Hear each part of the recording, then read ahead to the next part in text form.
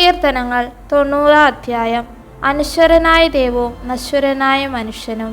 കർത്താവെ, അങ്ങ് തലമുറ തലമുറയായി ഞങ്ങളുടെ ആശ്രയമായിരുന്നു.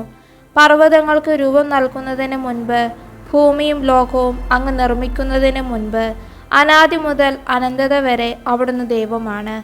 മനുഷ്യനെ അവിടുന്ന് പൊടിയിലേക്ക് മടക്കി അയക്കുന്നു. മനുഷ്യമക്കളെ തിരിച്ചു പോകുവിൻ എന്ന് അങ്ങ് പറയുന്നു. 1000 വത്സരം അങ്ങയുടെ ദൃഷ്ടിയിൽ കഴിഞ്ഞു പോയ ഇന്നലെ പോലെയും രാത്രിയിലെ ഒരു യാമം പോലെയും മാത്രമാണ്. അവിടുന്ന് മനുഷ്യനെ ഉണരുമ്പോൾ മാഞ്ഞു പോകുന്ന സ്വപ്നം പോലെ തുടച്ചു മാറ്റുന്നു. പ്രഭാതത്തിൽ മുള നീട്ടുന്ന പുല്ലുപോലെയാണവൻ. പ്രഭാതത്തിൽ അത് തഴച്ചു വളരുന്നു, സായാഹ്നത്തിൽ അത് വാടിക്കരിയുന്നു. അങ്ങയുടെ കോപത്താൽ ഞങ്ങൾ ക്ഷയിക്കുന്നു, അങ്ങയുടെ ക്രോധത്താൽ ഞങ്ങൾ പരിഭ്രാന്തരാകുന്നു. ഞങ്ങളുടെ അകൃത്യങ്ങൾ അങ്ങയുടെ മുൻപിലുണ്ട്, ഞങ്ങളുടെ രഹസ്യപാപങ്ങൾ അങ്ങയുടെ മുഖത്തിൻ്റെ പ്രകാശത്തിൽ വെളിപ്പെടുന്നു.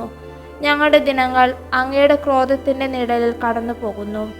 ഞങ്ങളുടെ വർഷങ്ങൾ ഒരു നെടുവീർ പോലെ അവസാനിക്കുന്നു.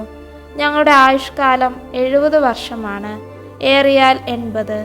എന്നിട്ടും അക്കാലം അത്രയും അധ്വാനവും ദുരിതവുമാണ്. അവ പെട്ടെന്ന് തീർന്ന് ഞങ്ങൾ കടന്നു പോകും. അങ്ങയുടെ കോപത്തിൻ്റെ ഉഗ്രതയും ക്രോധത്തിൻ്റെ ഭീകരതയും ആരറിഞ്ഞിട്ടുണ്ട്?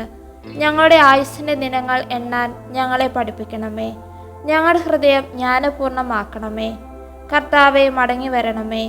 അങ്ങ് എത്ര നാൾ വൈകും? അങ്ങയുടെ ദാസരോട് അലിവ് തോന്നണമേ.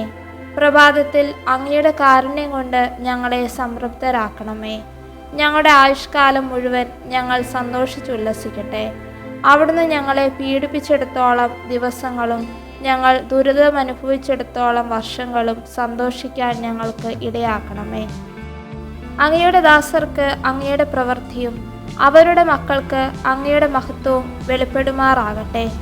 ഞങ്ങളുടെ ദൈവമായ കർത്താവിൻ്റെ കൃപ ഞങ്ങളുടെ മേൽ ഉണ്ടാകട്ടെ. ഞങ്ങളുടെ പ്രവൃത്തികളെ ഫലമണിയിക്കണമേ. ഞങ്ങളുടെ പ്രവൃത്തികളെ സുസ്ഥിരമാക്കണമേ.